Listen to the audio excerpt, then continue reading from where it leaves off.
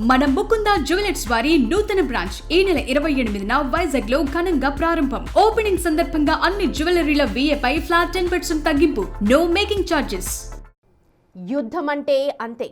ఎప్పుడు మొదలవుతుందో తెలీదు, ఎప్పుడు ముగుస్తుందో అర్థం కాదు. ఇజ్రాయెల్, అమెరికా కలిసి Iran supreme leader Ayatollah Ali ఖమేనీని ఖతం చేసిన ఇరాన్ మాత్రం అస్సలు వెనక్కి తగ్గట్లేదు. ప్రతీకారంతో రగిలిపోతూ పక్కనే ఉన్న ఇజ్రాయెల్, గల్ఫ్ దేశాలపై వరుస దాడులు చేస్తోంది. ఖమేనీని అంతం చేస్తే ఇరాన్ సైలెంట్ అవుతుందనుకుని ఇజ్రాయెల్, అమెరికా తక్కువ అంచనా వేశాయా? ఈ యుద్ధం ఇప్పుడు ముగియకపోతే మూడో ప్రపంచ యుద్ధం తప్పదా?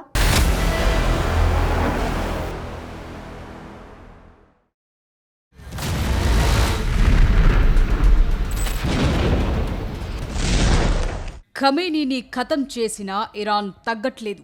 ఇజ్రాయెల్, గల్ఫ్ దేశాలపై దాడులు ఆపట్లేదు. అమెరికా, ఇజ్రాయెల్, ఇరాన్ పవర్ ని తక్కువ అంచనా వేశాయా అనే డౌట్ ఇప్పుడు ప్రపంచ దేశాల్లో వ్యక్తమవుతోంది. ఇరాన్ పై ఇజ్రాయెల్, అమెరికా చేసిన దాడులతో పశ్చిమాసియా అంతా అల్లకల్లోలంగా మారింది. తమ సుప్రీం లీడర్ ఖమేనీ హత్యకు ప్రతీకారంగా ఇరాన్ కూడా భీకర దాడులు చేస్తోంది. దాంతో పరిస్థితులు మరింత దిగజారాయి. గల్ఫ్ దేశాల్లోని అమెరికా ఎంబసీలతో పాటు వివిధ ప్రాంతాలపై డ్రోన్, మిసైల్ దాడులకు పాల్పడుతోంది ఇరాన్. బహ్రెయిన్ రాజధాని మనమాతో పాటు దుబాయ్, దోహా, అబుదాబిలోని అనేక ప్రాంతాలు బాంబుల మోతతో దద్దరిల్లుతున్నాయి. ఇజ్రాయెల్లో సైరన్ల మోత మోగుతోంది. ఇరాన్ మిసైల్ని తమ ఎయిర్ డిఫెన్స్ సిస్టమ్ అడ్డుకుంటోందని ఇజ్రాయెల్ డిఫెన్స్ ఫోర్సెస్ తెలిపాయి. యుద్ధం ఆపేందుకు మధ్యవర్తులతో ఇరాన్ సంప్రదింపులు జరుపుతోందంటూ వస్తున్న వార్తలను ఇరాన్ నేషనల్ సెక్యూరిటీ కౌన్సిల్ కార్యదర్శి ఖండించారు. యుద్ధం విషయంలో అమెరికాతో చర్చలు జరిపే ప్రసక్తే లేదని చెప్తున్నారు. యుద్ధం మొదలుపెట్టింది తాము కాదని, ఈ సంక్షోభానికి అమెరికా, ఇజ్రాయెలే కారణమని ఇరాన్ చెప్తోంది. ఖమేనీ మరణానికి ఖచ్చితంగా ప్రతీకారం తీర్చుకుంటామని ఇరాన్ హెచ్చరిస్తోంది. ఇప్పటికే ఇజ్రాయెల్ ప్రధాని కార్యాలయాన్ని టార్గెట్ చేశామని, నెతన్యాహు ఆఫీస్ పై దాడి చేశామని ఇరాన్ రెవల్యూషనరీ గార్డ్స్ ప్రకటించింది. ఇరాన్లోని కీలక ప్రాంతాలపై దాడులు చేశామని ఇజ్రాయెల్ చెప్తోంది.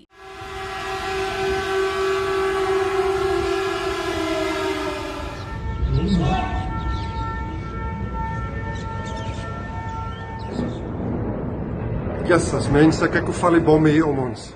మిడిల్ ఈస్ట్లో దశాబ్దాలుగా రగులుతోన్న జ్వాల కాస్త ఇప్పుడు కార్చిచ్చులా మారింది. ఇరాన్ సుప్రీం లీడర్ ఖమేనీ మృతితో పశ్చిమాసియాలో సమీకరణాలన్నీ వేగంగా మారిపోతున్నాయి. అమెరికా టెక్నాలజీకి ఇజ్రాయెల్ స్ట్రాటజీ తోడవటంతో ఇరాన్ రాజధాని టెహ్రాన్ అంధకారంలో మునిగిపోయింది. ఈ పరిణామాలు మూడో ప్రపంచ యుద్ధానికి దారితీస్తాయా? ఈ యుద్ధం ప్రపంచ దేశాలపై చూపే ప్రభావంపై అంతర్జాతీయ రక్షణ దౌత్యరంగ నిపుణులు ఆందోళన వ్యక్తం చేస్తున్నారు.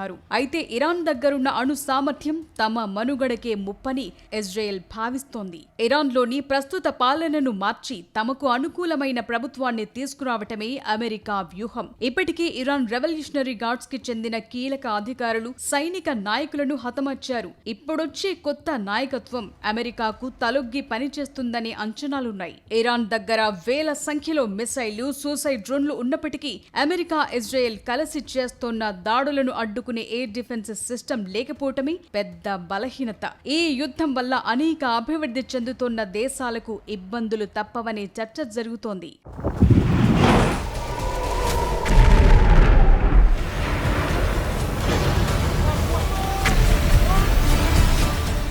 ఇరాన్ విషయంలో అమెరికా డీకాపిటేషన్ స్ట్రాటజీతో దాడులు చేస్తోంది. ఒక వ్యవస్థలోని అగ్ర నాయకత్వాన్ని తుడిచిపెట్టి మిగతా యంత్రాంగాన్ని మానసికంగా, వ్యూహాత్మకంగా దెబ్బతీస్తోంది. బంకర్లలో దాక్కున్న నేతలను సైతం అత్యంత ఖచ్చితత్వంతో మట్టుబెట్టడానికి ఇజ్రాయెల్ గూఢచార సంస్థ మొసాద్ నెట్వర్క్, అమెరికా అత్యాధునిక ఆయుధాల కలయికే కారణం. ఖమేనీని అంతం చేసేందుకు అమెరికా, ఇజ్రాయెల్ దళాలు భారీ ఆపరేషన్ నిర్వహించాయి.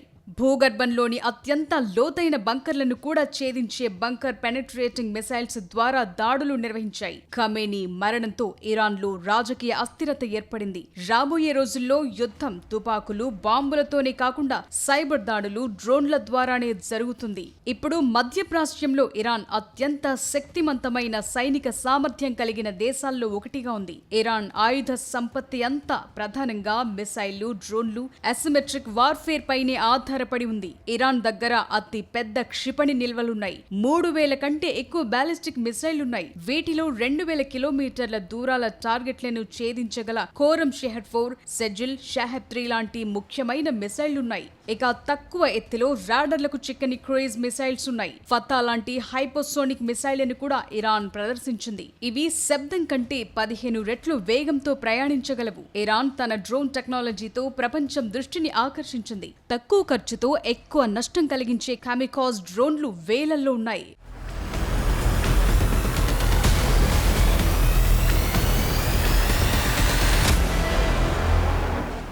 ఇరాన్ దగ్గర 6 లక్షలకు పైన యాక్టివ్ మిలిటరీ ఆర్మీ, సుమారు 3.5 లక్షల మంది రిజర్వ్ సైనికులున్నారు. 2600 కంటే ఎక్కువ యుద్ధ ట్యాంకులున్నాయి. వీటిలో ఎక్కువ భాగం సోవియట్ ఎరాకు చెందిన మోడల్స్. ఇరాన్ దగ్గర సుమారు 100కు పైగా నౌకలున్నాయి. పర్షియన్ గల్ఫ్, హర్ముజ్ జలసంధిలో గెరిల్లా తరహా దాడులు చేయటానికి చిన్నపాటి స్పీడ్ బోట్లు, సబ్మెరైన్లను ఎక్కువగా వాడుతోంది. ఇరాన్ బలమంతా ఆ దేశం దగ్గరున్న మిసైళ్లు, డ్రోన్లే. వాటితోనే ఇప్పుడు భీకరంగా దాడులు చేస్తోంది. ఇజ్రాయెల్, అమెరికా కూడా కౌంటర్ అటాక్స్ చేస్తున్నాయి. ఈ యుద్ధం గనుక త్వరగా ముగియకపోతే 3వ ప్రపంచ యుద్ధానికి దారి తీసిన ఆశ్చర్యపోనవసరం లేదనే చర్చ జరుగుతోంది.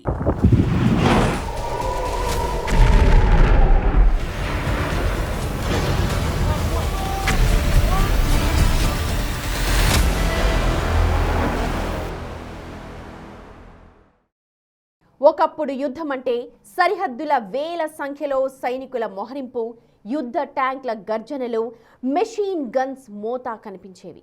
కానీ ఇరాన్, ఇజ్రాయెల్ మధ్య జరుగుతున్న వార్ యుద్ధ తంత్రాన్ని పూర్తిగా మార్చేశాయి.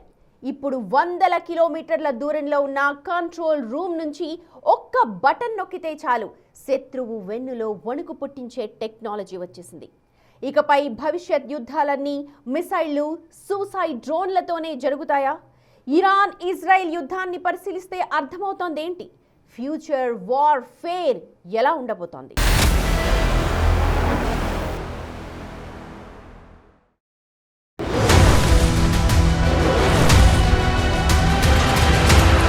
యుద్ధమంటే రక్తం ఏరులై పారేది. యుద్ధ భూమిలో కళ్ల ముందే పేలుళ్లు, సైనికుల హాహాకారాలు వినిపించేవి. కానీ ఇప్పుడు యుద్ధ రంగం ఆకాశంలోకి, అంతరిక్షంలోకి, చివరకు కంప్యూటర్ చిప్స్ లోకి మారిపోయింది. ఇరాన్, ఇజ్రాయెల్ మధ్య జరుగుతున్న తాజా పరిణామాలు ప్రపంచానికి ఓ కొత్త పాఠాన్ని నేర్పుతున్నాయి. శక్తి, ఆయుధ సంపత్తితో పాటు టెక్నాలజీ కూడా ముఖ్యమేనని అర్థమవుతోంది. ఇరాన్, ఇజ్రాయెల్ ఘర్షణల్లో కనిపిస్తున్న అతిపెద్ద మార్పు డ్రోన్ టెక్నాలజీ. వేల సంఖ్యలో సైనికులను పంపే బదులు తక్కువ ఖర్చుతో కూడిన సూసైడ్ డ్రోన్లను శత్రు దేశాలపైకి వదులుతున్నారు. ఒక యుద్ధ విమానాన్ని తయారు చేసేందుకు కోట్లు ఖర్చవుతాయి. కానీ డ్రోన్లు తక్కువ ధరకే తయారవుతాయి. 100 కిలోమీటర్ల దూరంలో ఉన్న టార్గెట్లపై కూర్చున్న చోటి నుంచే దాడి చేయొచ్చు. ఇంకా ఎక్కువ నష్టం కలిగించాలనుకుంటే మిసైళ్లని ఫైర్ చేస్తున్నారు. బాలిస్టిక్ క్షిపణులు, క్రూయిజ్ మిసైళ్లు, గైడెడ్ మిసైళ్లు, ఇలా రకరకాల మిసైళ్లతో విరుచుకుపడుతున్నారు.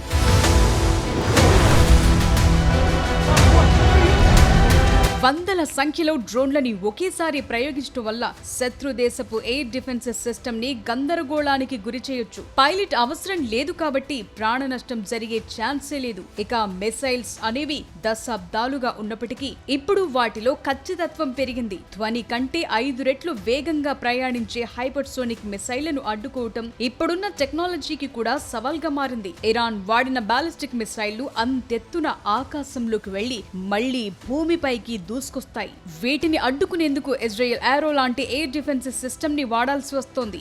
రాబోయే రోజుల్లో యుద్ధం కేవలం నేల, నీరు, ఆకాశానికే పరిమితం కాదు. Cyber warfare, artificial intelligence, space war కూడా దారితీస్తుంది. ఒక దేశపు విద్యుత్ వ్యవస్థ, బ్యాంకింగ్, కమ్యూనికేషన్ నెట్వర్క్లను హ్యాక్ చేసి డౌన్ చేయడం ద్వారా మొత్తం దేశాన్ని స్తంభింపచేయొచ్చు. ఇరాన్, ఇజ్రాయెల్ ఇప్పటికీ అనేక సార్లు పరస్పరం సైబర్ దాడులు చేసుకున్నాయి. శత్రువు పవర్ గ్రిడ్లని ఆపేయటం, అణు రియాక్టర్ సాఫ్ట్వేర్ హ్యాక్ చేయటం లాంటివి ఒక్క బుల్లెట్ కూడా వాడకుండా దేశాన్ని ఆర్థికంగా, సామాజికంగా కుప్పకూల్చటమే సైబర్ వార్ఫేర్ టార్గెట్. ఇక రాబోయే రోజుల్లో యుద్ధాలకు సంబంధించిన నిర్ణయాలు AI తీసుకునే అవకాశాలున్నాయనే చర్చ జరుగుతోంది. శత్రువులను గుర్తించడం, మిసైల్ ఏ మార్గంలో వెళ్తే టార్గెట్ ని ఖచ్చితంగా కొడుతుందోనని సెకండ్లలోనే లెక్కేయటం లాంటివన్నీ AI చేసే అవకాశం ఉంది. భవిష్యత్ యుద్ధాలు కేవలం సరిహద్దులకే పరిమితం కావు. హైబ్రిడ్ వార్ఫేర్ లో ప్రత్యక్ష దాడులతో పాటు పరోక్ష దాడులు కూడా ఉంటాయి. శత్రు దేశాల శాటిలైట్లని కూల్చేయటం, వారి GPS కమ్యూనికేషన్ వ్యవస్థను నాశనం చేయటం కూడా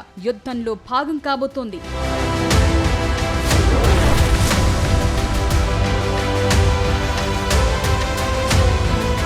భవిష్యత్తులో యుద్ధం గెలవాలంటే శత్రువుపై దాడి చేయటం ఎంత ముఖ్యమో, శత్రువు దాడులను సమర్థంగా అడ్డుకోవటం అంతకంటే ముఖ్యం. ఈ యుద్ధంలో Israel defence system hot topic గా మారింది. వాళ్ల దగ్గరున్న ఐరన్ డోమ్, ఏరో సిస్టమ్స్ యుద్ధ పరిణామాన్ని మార్చేశాయి. ఇరాన్ వందలాది మిసైళ్లు, డ్రోన్లను ప్రయోగించిన వాటిని గాల్లోనే పేల్చే టెక్నాలజీ ఇజ్రాయెల్ దగ్గరుంది. ఇక సైబర్ వార్ఫేర్ లాంటి అదృశ్య యుద్ధం కూడా ఇప్పుడు కీలకంగా మారింది. ఇప్పుడు టెక్నాలజీనే కొత్త సైన్యం. టెక్నాలజీ వాడే నైపుణ్యం ఉన్న టెక్ సోల్జర్స్ అవసరం పెరుగుతోంది.